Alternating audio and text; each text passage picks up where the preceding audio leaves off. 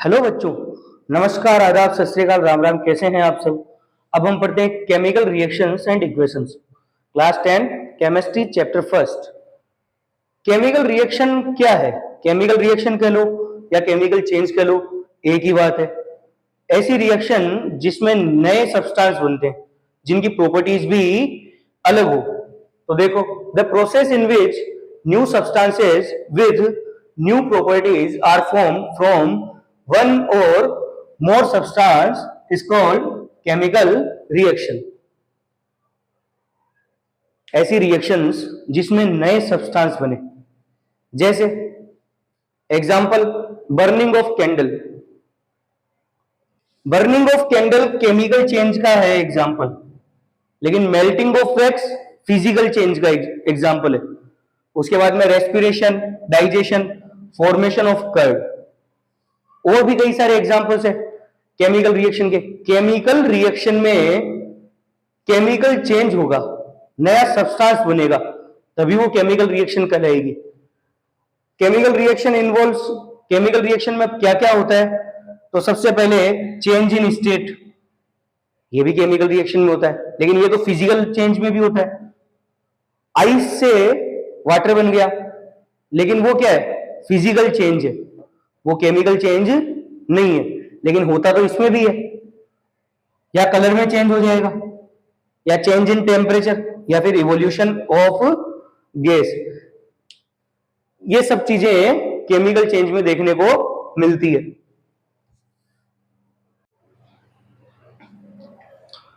अब देखते हैं इस केमिकल रिएक्शन को रिप्रेजेंट कैसे करते हैं। Ways of representing a chemical reaction. अब एक केमिकल रिएक्शन को दो तरीके से रिप्रेजेंट कर सकते हैं, या तो वर्ड इक्वेशन लिख के या फिर केमिकल इक्वेशन लिख के। वर्ड इक्वेशन में क्या होगा? एलिमेंट्स के नेम लिखते हैं, जैसे मैग्नीशियम प्लस ऑक्सीजन, इससे क्या बना? Magnesium oxide. लेकिन केमिकल इक्वेशन में क्या लिखते हैं? सिंबल। केमिकल इक्वेशन या सिंबलाइज इक्वेशन भी कह सकते हैं इसको। Mg प्लस O2 से क्या बना? Magnesium oxide. अब इस रिएक्शन में क्या हुआ कि जो लेफ्ट हैंड साइड के अंदर है मैग्नीशियम और ऑक्सीजन, ये तो रिएक्टेंट्स है, और जो राइट साइड में मिला वो हमारे को क्या मिला है? प्रोडक्ट।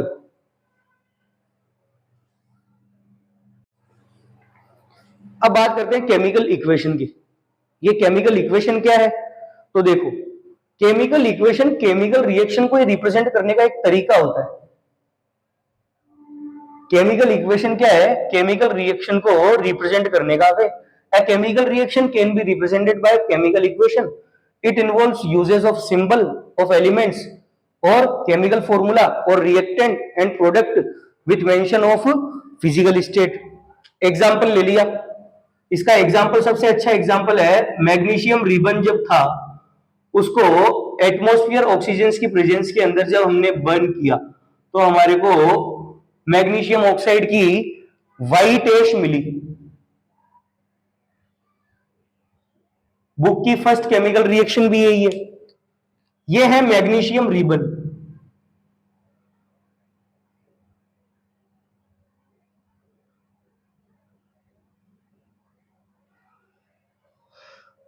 अब कैसे लिखेंगे? रिप्रेजेंट करने का तरीका क्या हो गया? मैग्नीशियम क्या है? सॉलिड। O2 क्या है? गैस। और MgO क्या है? वापस सॉलिड। तो इनकी फिजिकल स्टेट लिख दी। फिजिकल स्टेट लिखने के साथ में टेम्परेचर इसका कोई फिक्स नहीं है, तो बस यहाँ पे डेल्टा का साइन बना दिया। डेल्टा का साइन बनाऊं या यहाँ पे हीट भी लिख सकते हैं, एक ही बात है। तो ये मैग्नीशियम रिबन जब ऑक्सीजन की प्रेजेंस के अंदर इसको बर्न किया तो मैग्नीशियम ऑक्साइड की क्या बन गई? व्हाइट एश बन गई। बुक की फर्स्ट केमिकल रिएक्शन यही है। अब ये रिएक्टेंट्स क्या होते हैं? इसमें मैग्नीशियम और ऑक्सीजन रिएक्टेंट्स है, जिन्होंने क्या किया? रिएक्शन के अंदर इन्वॉल्व हो गए, पार्ट लिया आपस में। मैग्नीशियम और ऑक्सीजन ने रिएक्शन के अंदर क्या लिया? पार्ट लिया। और फिर प्रोडक्ट क्या है? मैग्नीशियम ऑक्साइड प्रोडक्ट है, क्योंकि रिएक्शन के अंदर क्या बना मिला अपने को? ये प्रोडक्ट मिला। उसके बाद में कुछ नेसेसरी कंडीशंस क्या है? टेम्परेचर, प्रेशर और कैटलिस्ट। इनको एरो के ऊपर लिखते हैं। अब ये कैटलिस्ट क्या होते हैं? कैटलिस्ट कुछ ऐसे एंजाइम्स एलिमेंट्स होते हैं जो रिएक्शन की स्पीड को इंक्रीज कर देते हैं, रिएक्शन में इन्वॉल्व नहीं होते, लेकिन रिएक्शन की स्पीड को इंक्रीज कर देते हैं। एक कहावत है कि आग में घी डालने का काम कैटलिस्ट करते हैं।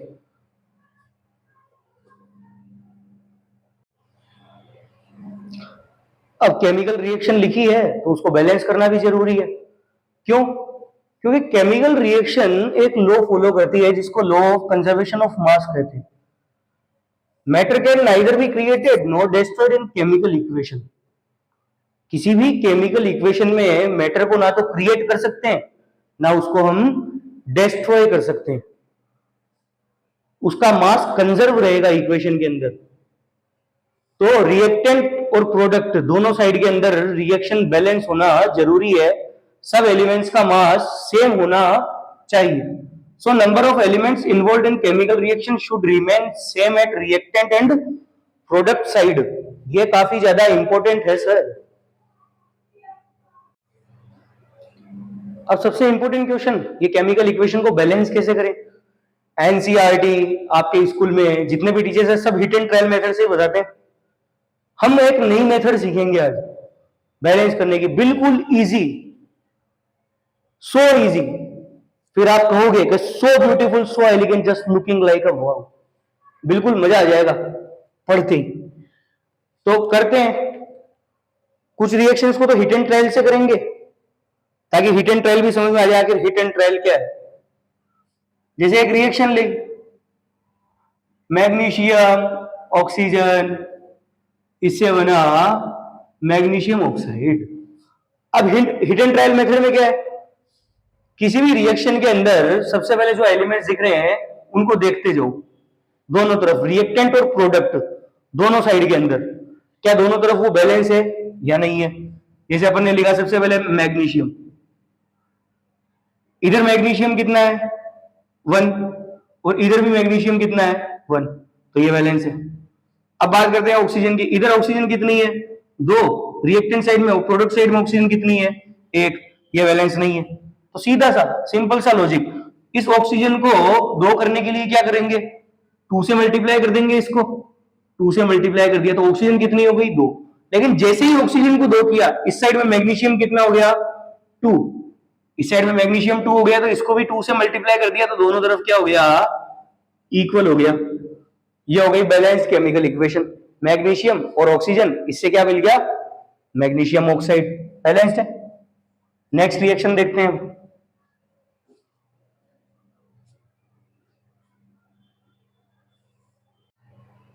अब नेक्स्ट रिएक्शन और देखते हैं, आयरन की रिएक्शन पानी के साथ कराई तो Fe3O4 आयरन ऑक्साइड और हाइड्रोजन।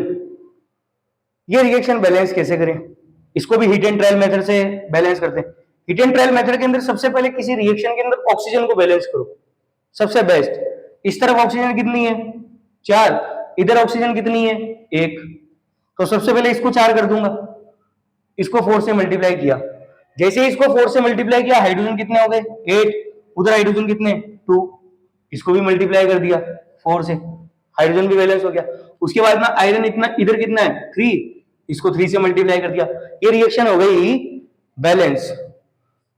अब एक दूसरी मेथड सीखेंगे, अब बैलेंस करने की दूसरी मेथड देखते हैं, बैलेंसिंग बाय स्टोइकियोमेट्री कोफिशिएंट। तो अब मन में क्वेश्चन ये आता है कि ये स्टोइकियोमेट्री कोफिशिएंट क्या है, तो इसका आंसर देखो, the number written in front of atoms, the number written in front of atoms मतलब इस आयरन प्लस वाटर के रिएक्शन में ये 3 क्या है स्टोइकियोमेट्री कोफिशिएंट, ये 4 क्या है stoichiometry coefficient.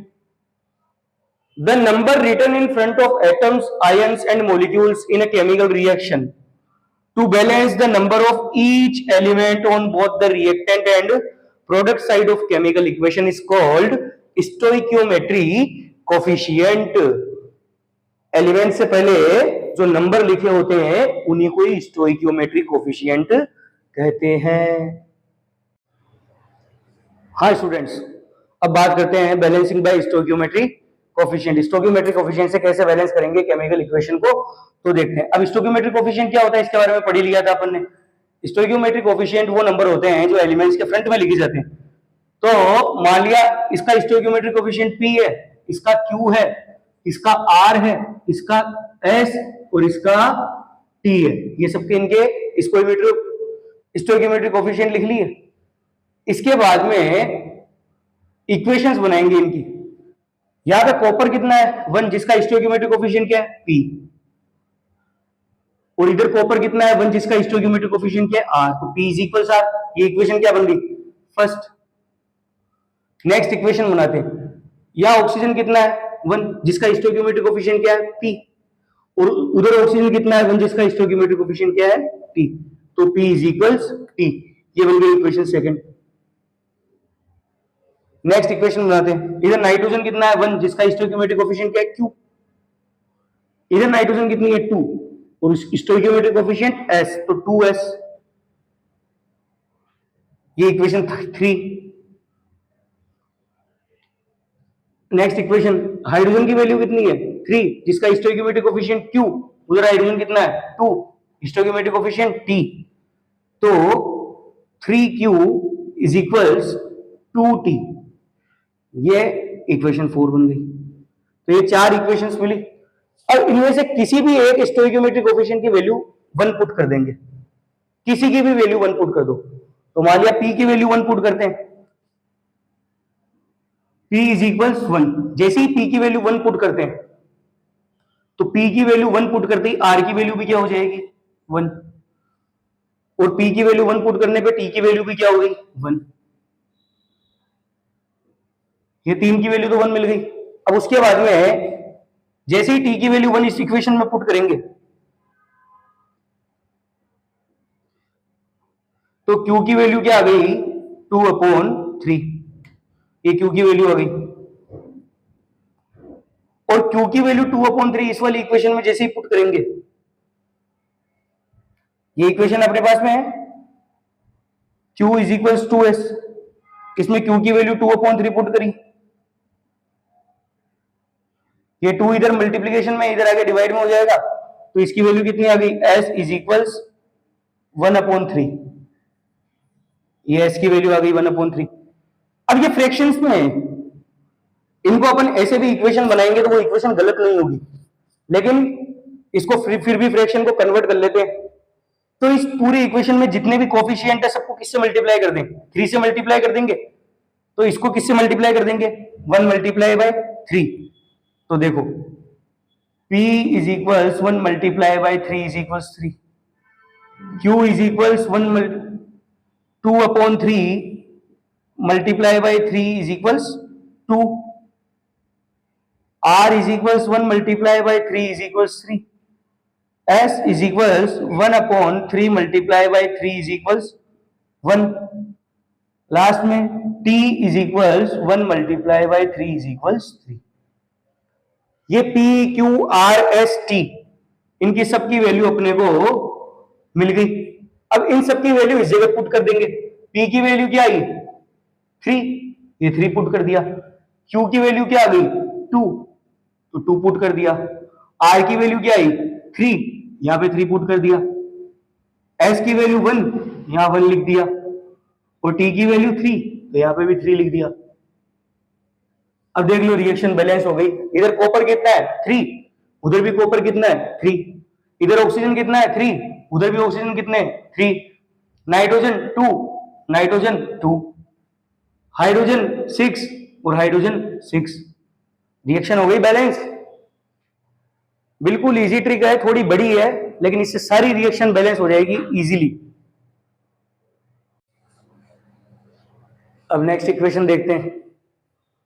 Al2SO4 whole thrice plus BaCl2 AlCl3 plus BaSO4।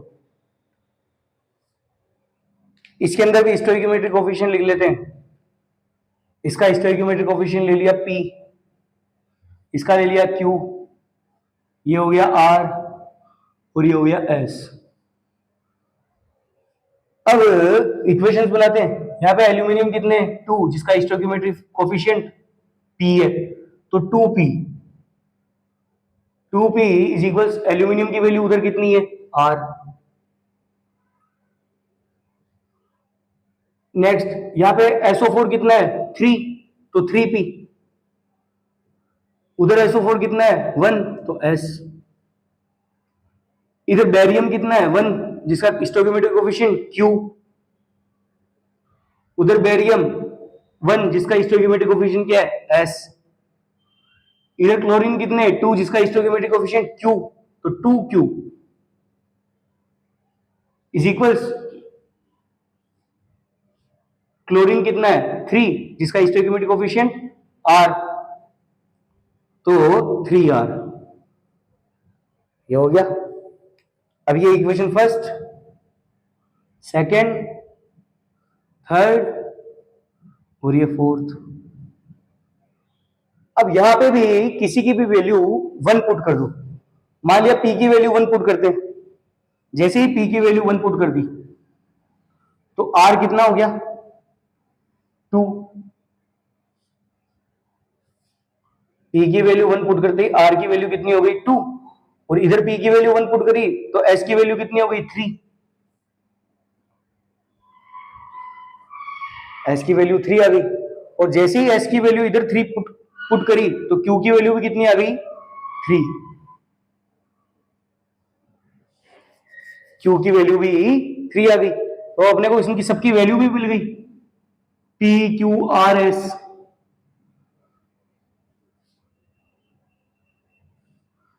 ये सारी की सारी वैल्यू इसमें पुट कर देते हैं। P की वैल्यू क्या पुट करी 1, तो 1 लिखने की जरूरत ही नहीं है। Q की वैल्यू 2, तो ये 2। R की वैल्यू 2, ये R की वैल्यू 2।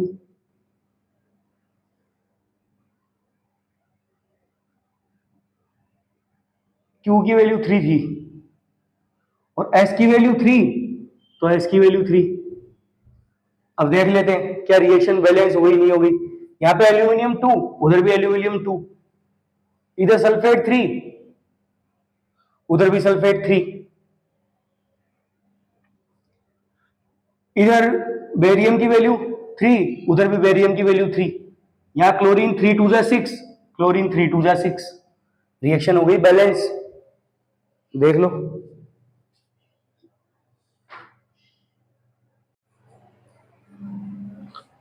हाँ तो स्टूडेंट्स, अब बात करते हैं टाइप्स ऑफ केमिकल रिएक्शन की। तो सबसे पहले बात होती है कॉम्बिनेशन रिएक्शन। ये कॉम्बिनेशन रिएक्शन क्या है? The reaction in which 2 or more reactant combine to form a single product. जिस भी रिएक्शन में 2 या 2 से ज्यादा रिएक्टेंट मिलकर एक सिंगल प्रोडक्ट बनाए उसको कॉम्बिनेशन रिएक्शन कहते हैं। एग्जांपल, सबसे पहले फॉर्मेशन ऑफ मैग्नीशियम ऑक्साइड। अब मैग्नीशियम ऑक्साइड, जब भी मैग्नीशियम रिबन को ऑक्सीजन की प्रेजेंस के अंदर बर्न करते हैं तो उससे पहले उसको सैंड पेपर से रब करते हैं। सैंड पेपर से रब करने के पीछे क्या रीजन है तो देखते हैं। मान लिया ये मैग्नीशियम रिबन है,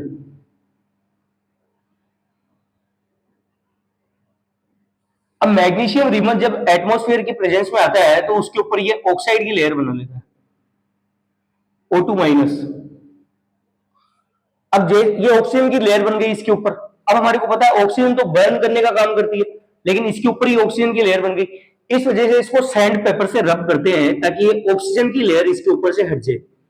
ये ऑक्सीजन की लेयर इसके ऊपर से हट गई, उसके बाद में इसको मैग्नीशियम रिबन को बर्न किया। बर्न किया तो क्या बना? मैग्नीशियम ऑक्साइड की व्हाइट ऐश बनी। ये रिएक्शन, इसमें हीट देनी पड़ रही है। हीट देनी पड़ रही है तो इस वजह से ये रिएक्शन क्या होगी? Endothermic reaction. Endothermic reaction.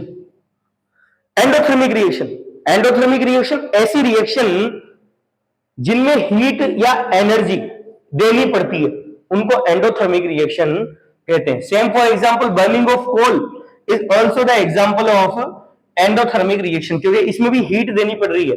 कोल, कोयला, कोयले को ऑक्सीजन की प्रेजेंस में बंद करते हैं तो कार्बन डाइऑक्साइड, हमारे घर में चूल्हे के अंदर कोयले को बंद करते हैं, कोयले को बंद करते हैं तो कार्बन डाइऑक्साइड बनती है। इसमें हीट देनी पड़ रही है, तो ये भी कौन सी रिएक्शन है? Endothermic reaction. उसके बाद में formation of lime water. Lime water, घर पे जब दिवाली के समय पे अपन कलर वगैरह करते हैं, पुराने घर जिसमें चूने के मकान होते थे तो उस समय कली का प्रयोग करते थे। वो कली क्या है? कली का मतलब क्विक लाइम है। Calcium oxide. उस कैल्शियम ऑक्साइड जो अपन घर से बाहर से चूने का पत्थर लेके आते थे, उसको पहले एक टंकी के अंदर डालते थे, टैंक में डाल के उसको डंडे से हिलाते थे पानी के अंदर डाल के, और जैसे ही पानी में डालते थे उसको, तो वो गर्म हो जाती थी टंकी। टंकी गर्म क्यों हो रही है? क्योंकि उसके अंदर हीट प्रोड्यूस हो रही है। ये कैल्शियम हाइड्रोक्साइड लाइम वाटर बना, कैल्शियम हाइड्रोक्साइड बनता है और साथ में क्या निकलती है? हीट निकलती है। ये रिएक्शन कैसी है? ये रिएक्शन है एक्सोथर्मिक रिएक्शन। एक्सोथर्मिक रिएक्शन क्यों? क्योंकि इसमें एनर्जी या फिर हीट प्रोड्यूस हो रही है। तो ऐसी रिएक्शन जिसमें एनर्जी देनी पड़ रही है in the form of heat, sunlight, electricity, तो उसको तो एंडोथर्मिक रिएक्शन कहते हैं। और ऐसी रिएक्शन जिसमें अपने को हीट मिलती है उसको एक्सोथर्मिक रिएक्शन कहते हैं। तो ये लिख लो। हाय स्टूडेंट्स, अब देखो नेचर का करिश्मा। फॉर्मेशन ऑफ वाटर के अंदर हाइड्रोजन क्या काम करती है? हाइड्रोजन जलती है। और ऑक्सीजन क्या काम करती है? जलाने का काम करती है। हमारे को पता है हाइड्रोजन तो जलती है और ऑक्सीजन जलाने का काम करती है। लेकिन जब ये दोनों आपस में मिले तो इनसे क्या बना? वाटर बना, पानी, जो क्या काम करता है? आग बुझाने का काम करता है। तो सबसे बड़ी बात क्या देखो, नेचर का करिश्मा, हाइड्रोजन और ऑक्सीजन जब ये दोनों आपस में मिले तो इससे क्या बना? वाटर बना। Formation of water. हाँ तो स्टूडेंट्स, अब बात करते हैं एक्सोथर्मिक रिएक्शंस की। एक्सोथर्मिक रिएक्शंस क्या होती है? Reaction in which heat is released along with formation of products. ऐसी रिएक्शंस जिसमें हीट या एनर्जी रिलीज हो प्रोडक्ट्स के साथ में। एग्जांपल, सबसे पहले burning of natural gas. Burning of natural gas, natural gas CH4, methane को नेचुरल गैस कहते हैं। मीथेन एटमॉस्फेरिक ऑक्सीजन की प्रेजेंस में जब मीथेन को बर्न करते हैं तो कार्बन डाइऑक्साइड, वाटर और हीट, ये वाटर वेपर है। ये क्या है? वाटर वेपर, या इसी को क्या कह सकते हैं? स्टीम भी कह सकते हैं, जिसको भाप कहते हैं। तो जब मीथेन को बर्न किया ऑक्सीजन की प्रेजेंस के अंदर तो कार्बन डाइऑक्साइड बनी, स्टीम बनी और हीट बनी। ये हीट बनी, इस वजह से ये कौन सी रिएक्शन है? Exothermic reaction. इसके बाद में बात करते हैं रेस्पिरेशन की। रेस्पिरेशन, रेस्पिरेशन या सेलुलर रेस्पिरेशन या एरोबिक रेस्पिरेशन एक ही बात है। रेस्पिरेशन में क्या होता है? ग्लूकोज का ब्रेकडाउन होता है, और ग्लूकोज का ब्रेकडाउन होने के बाद में क्या बनती है? एटीपी बनती है। तो सबसे पहले ये ग्लूकोज था C6H12O6, ऑक्सीजन की प्रेजेंस के अंदर इसने रिएक्शन की। सेल के अंदर क्या हुई? ये प्लाज्मा मेम्ब्रेन थी। प्लाज्मा मेम्ब्रेन के अंदर साइटोप्लाज्म, साइटोप्लाज्म में अंदर क्या पड़ा है? ग्लूकोज पड़ा है। और जब लिपोप्रोटीन मेम्ब्रेन से अंदर क्या आई? ऑक्सीजन आई। तो जैसे ही इस ऑक्सीजन ने ग्लूकोज के साथ रिएक्शन की तो क्या बनी? CO2 बनी। ये CO2 डिफ्यूजन के द्वारा क्या निकल गई? वापस बाहर निकल गई। डिफ्यूजन प्रोसेस होती है, diffusion, transportation of gases according to concentration gradient from higher concentration to lower concentration is called diffusion। उस डिफ्यूजन से CO2 बाहर गई थी, और CO2 बाहर गई तो उसके बाद में क्या बना था? ATP बनी थी। ATP की फुल फॉर्म एडिनोसिन ट्राइफॉस्फेट। तो breakdown of glucose to yield ATP is called cellular respiration. इसके अंदर C6H12O6, ये जो ग्लूकोज है ये एक्वस सॉल्यूशन है। एक्वस सॉल्यूशन का मतलब होता है पानी में मिक्स। पानी में मिक्स कोई चीज होती है तो उसको क्या कहते हैं? एक्वस कहते हैं, एक्वस इन फॉर्म। हाँ तो स्टूडेंट्स, अब बात करते हैं डिकम्पोजिशन रिएक्शन की। Decomposition reaction, the reaction in which a compound splits into two और मोर सिंपल सब्सटेंसेस। कोई एक कंपाउंड है, कॉम्प्लेक्स कंपाउंड, वो दो या दो से ज्यादा सिंपल कंपाउंड्स के अंदर कन्वर्ट हो जाए। जैसे कोई ये कंपाउंड ए है, ये स्प्लिट होके बी और सी दो नए कंपाउंड बन गए। अब there are 3 types of decomposition methods. First is thermal decomposition. Thermal मतलब हीट देके, when decomposition is carried out by heating. तो इसके अंदर डिकम्पोजिशन हीट के द्वारा होगा। इसके एग्जांपल, सबसे पहले फेरस सल्फेट से फेरिक ऑक्साइड बनना। फेरस सल्फेट था, इसको हीट दिया, हीट देने से फेरिक ऑक्साइड SO2 और SO3 गैस बन गई। ये फेरस सल्फेट पहले ग्रीन कलर का था और फेरिक ऑक्साइड जो है वो रेड ब्राउन कलर का बन गया। उसके बाद में लाइमस्टोन, जिसको कैल्शियम कार्बोनेट भी कहते हैं, कैल्शियम कार्बोनेट, इसको हीट दिया तो इससे क्विक लाइम बन गया कैल्शियम ऑक्साइड और कार्बन डाइऑक्साइड गैस। ये तो हुआ थर्मल डिकम्पोजिशन।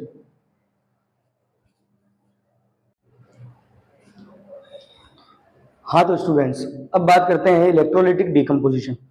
इलेक्ट्रोलाइटिक डिकम्पोजिशन का मतलब जिसमें करंट इलेक्ट्रिसिटी पास करनी पड़े, when decomposition is carried out by passing electricity. इसका सबसे बेस्ट एग्जांपल है इलेक्ट्रोलिसिस ऑफ वाटर। वाटर का इलेक्ट्रोलिसिस मतलब वाटर में से इलेक्ट्रिसिटी पास करेंगे, करंट पास करेंगे। ये जो वाटर होता है ये नॉर्मल पानी नहीं है जी, ये एसिड डिल्यूटेड वाटर है। एसिड डिल्यूटेड वाटर का मतलब पानी में डाइल्यूट एसिड मिक्स किया है थोड़ा सा, एसिड डिल्यूटेड वाटर। जब पानी के अंदर एसिड मिक्स करके उसमें करंट इलेक्ट्रिसिटी पास की तो H+ और OH- आयंस बने। जो वाटर होता है वो कोवलेंट कंपाउंड होता है। वाटर जो होता है वो होता है कोवलेंट, और जब इसके अंदर इलेक्ट्रिसिटी पास कर देते हैं तो इसका हो जाता है डिसोसिएशन, या इसी को आयनाइजेशन भी कह सकते हैं। आयनाइजेशन हो रहा है इसका। आयनाइजेशन मतलब आयंस इसके अंदर फॉर्म हो रहे हैं। अब ये एक्टिविटी है, एक मग लिया, मग के अंदर एसिड डिल्यूटेड वाटर डाला, ये ग्रेफाइट रोड्स लगी हुई है इसके अंदर, रबर स्टॉपर लगा दिया नीचे होल करके ताकि पानी गिरे ना। फिर जो टेस्ट ट्यूब्स ली, टेस्ट ट्यूब के अंदर भी पानी डाला, पानी डालने के बाद में टेस्ट ट्यूब को उल्टी लगाई इसके अंदर, उसके बाद में इसको बैटरी से कनेक्ट किया, बैटरी से कनेक्ट करने के बाद में ये तो एनोड बन गया और ये कैथोड बन गया। जो एनोड होता है वो पॉजिटिव होता है और कैथोड जो होता है वो नेगेटिव होता है। Anode is positive and cathode negative. अब एनोड के ऊपर क्या रिएक्शन हो रही है? एनोड पॉजिटिव है, एनोड पॉजिटिव है तो यहां पे क्या होंगे? Electron deficiency. Electron deficiency, electron deficiency का मतलब क्या है? एनोड के ऊपर इलेक्ट्रॉन कम होते हैं, इलेक्ट्रॉन की कमी है यहां पे। तो एनोड पे कौन सी रिएक्शन हो रही है? 4OH-। ये जो OH- आयन है ये एनोड के पास में गए, क्यों? क्योंकि एनोड पॉजिटिव है, एनोड पॉजिटिव है और OH- क्या है? नेगेटिव, इसको एनायन कहते हैं, ये नेगेटिव है। तो नेगेटिव और पॉजिटिव के बीच में क्या होगा? अट्रैक्शन। जो अनलाइक चार्ज होते हैं ये क्या करते हैं? एक दूसरे को अट्रैक्ट करते हैं, और लाइक चार्ज क्या करता है? रिपल करते हैं। तो ये अनलाइक चार्ज है, ये एक दूसरे को अट्रैक्ट करेंगे, तो ये 4OH- है। यहाँ पे इलेक्ट्रॉन की डेफिशिएंसी है तो ये अपने 4OH- आयन इस एनोड को दे रहा है, इस वजह से यहाँ पे माइनस का साइन है। इसने अपने 4 इलेक्ट्रॉन्स जो है वो किसको दे दिए? एनोड को दे दिए। और 4OH- -4 इलेक्ट्रॉन्स, इससे क्या बना? 2H2O plus O2। ये रिएक्शन तो इसके ऊपर हो रही है एनोड पे। अब कैथोड पे क्या रिएक्शन हो रही है? कैथोड जो होता है वो नेगेटिव होता है, यहां पे मोर इलेक्ट्रॉन्स है, मोर इलेक्ट्रॉन्स, इलेक्ट्रॉन्स ज्यादा है यहां पे कैथोड पे। तो ये 4H+, H+ क्या है? कैटायन। ये जो कैटायन है ये पॉजिटिव होते हैं, पॉजिटिव आयन को कैटायन कहते हैं। जो पॉजिटिव आयन है उसको कैटायन कहते हैं। ये जो कैटायन है, कैथोड नेगेटिव है तो नेगेटिव और पॉजिटिव के बीच में वापस अट्रैक्शन हुआ और कैथोड के ऊपर इलेक्ट्रॉन खूब सारे, इसने अपने 4 इलेक्ट्रॉन्स इसको दे दिए, तो यहां पे क्या बन गया? 2H2। इस तरीके से रिएक्शन हुई। और एनोड के ऊपर जो ये जो बबल्स दिख रहे हैं इस टेस्ट ट्यूब के अंदर, ये तो ऑक्सीजन गैस के बबल है। एनोड पे कौन सी गैस आ रही है? Oxygen gas. और जो ये कैथोड है इसके ऊपर कौन सी गैस आ रही है? Hydrogen gas. हाइड्रोजन गैस के बबल ज्यादा है, डबल है, ऑक्सीजन से जस्ट डबल। यदि बात करें H2:O2, तो H2 रेशियो जो O2 होगा ये 2:1 होगा। ये क्वेश्चन आता है एग्जाम में, H2 रेशियो O2, 2:1। ये यहाँ पे 2:2 क्यों है? जब एक H2 बनेगा तो सिर्फ O बनेगा। यदि सिर्फ H2 एक रहेगा तो क्या बनेगा? सिर्फ O बनेगा। और O एनवायरमेंट में एग्जिस्ट करता ही नहीं है, O2 की फॉर्म में एग्जिस्ट करता है। और O2 बनने के लिए यहाँ पे क्या बनना जरूरी है? 2H2 बननी जरूरी है। इसलिए 2H2 प्लस O2 से क्या बनता है? 2H2O, पानी। एनवायरमेंट में सिर्फ O एग्जिस्ट करता ही नहीं है, गैस है। गैस में एक या एक से ज्यादा एटम होते हैं। ये हो गया इलेक्ट्रोलिसिस ऑफ वाटर, इसको इलेक्ट्रोलिटिक डिकम्पोजिशन भी कहते हैं। हाँ तो स्टूडेंट्स, अब बात करते हैं फोटोलिटिक डिकम्पोजिशन की। फोटोलिटिक डिकम्पोजिशन का मतलब when decomposition is carried out in presence of sunlight. Sunlight से जो लाइट निकलती है उनको फोटॉन्स कहते हैं, फोटॉन्स। इसी वजह से इसका नाम फोटोलिटिक डिकम्पोजिशन पड़ा है। इसका एग्जांपल AgCl, सनलाइट के प्रेजेंस के अंदर Ag एंड क्लोरीन गैस, और AgBr वो भी सनलाइट की प्रेजेंस के अंदर डिकम्पोज होकर क्या बन रहा है? Ag and Br2 gas. इस रिएक्शन का use black and white photography में भी करते हैं। इस रिएक्शन का use black and white photography में करते हैं। हाँ स्टूडेंट्स, अब बात करते हैं डिस्प्लेसमेंट रिएक्शन की। डिस्प्लेसमेंट का मतलब विस्थापन, किसी को हटा देना अपनी जगह से। The reaction in which more reactive element displaces less reactive element from its solution. Displace कर दिया जी। Example, iron nail plus CuSO4 से फेरस सल्फेट प्लस कॉपर। ये भी एक एक्टिविटी है बुक के अंदर। कॉपर सल्फेट के सॉल्यूशन के अंदर आयरन नेल्स को डिप किया। कॉपर सल्फेट का सॉल्यूशन ब्लू कलर का होता है। हनी सिंह ने जो गाना गाया था ना, तो ब्लू है पानी पानी पानी पानी, वो पानी ब्लू नहीं होता, because water is colourless, smellless and tasteless solution. तो हनी सिंह को तो पता नहीं था, वो जो ब्लू है पानी नहीं था, वो ब्लू कलर का कॉपर सल्फेट का सॉल्यूशन था। तो वो गाना गा रहा था, आप जाके आयरन नेल डिप कर देना उसमें, तो वो ब्लू पानी नहीं रहेगा, फिर वो डायरेक्टली ग्रीन कलर हो जाएगा।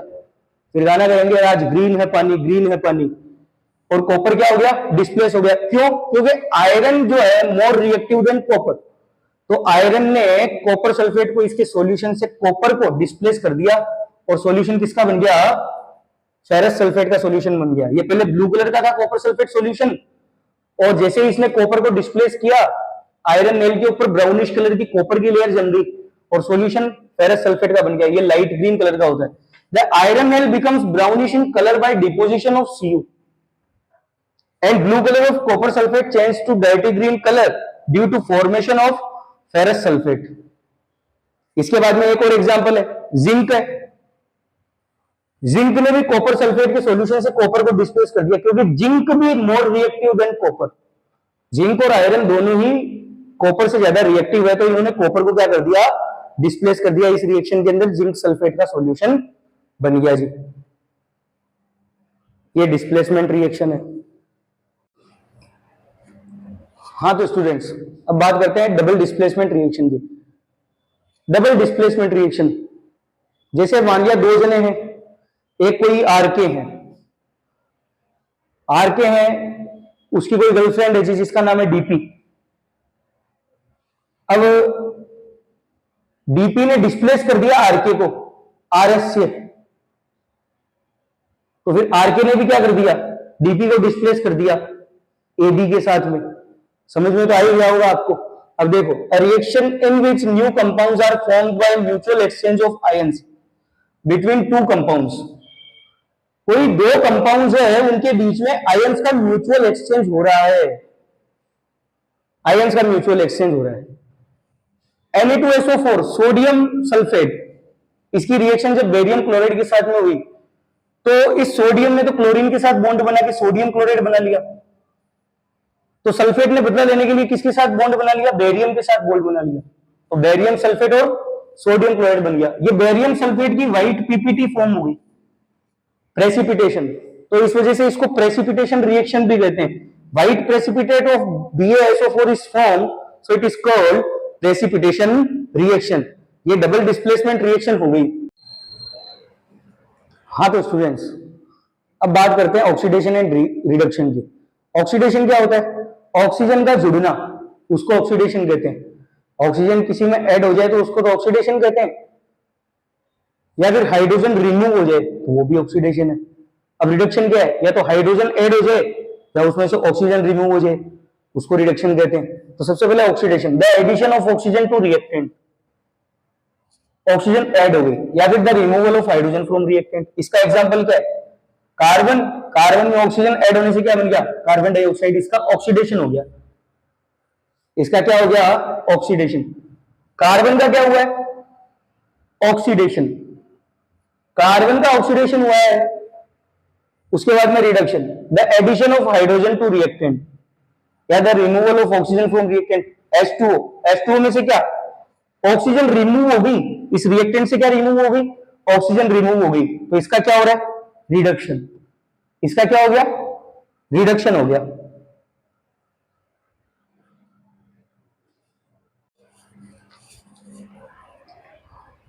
हाँ तो स्टूडेंट्स, अब बात करते हैं रेडॉक्स रिएक्शन की।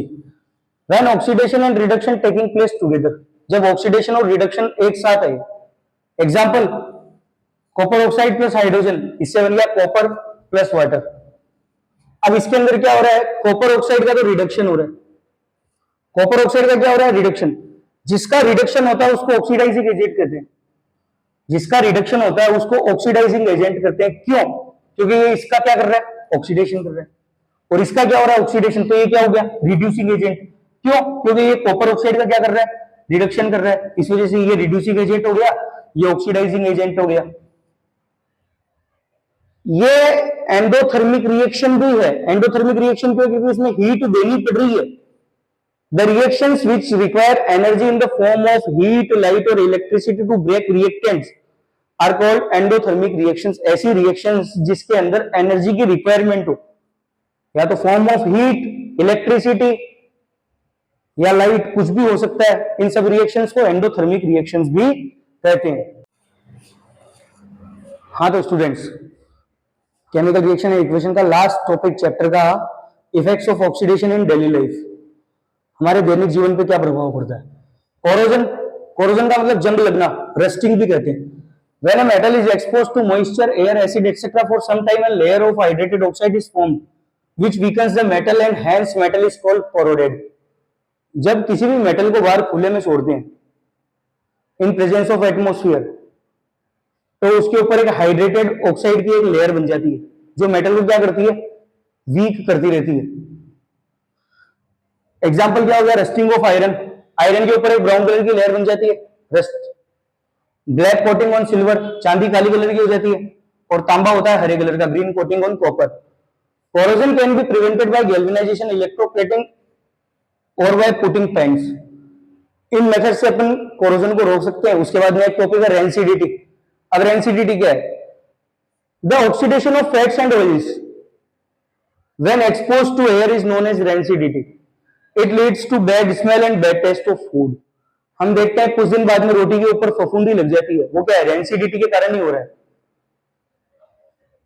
तो रेंसिडिटी से बचाने के लिए क्या करते हैं?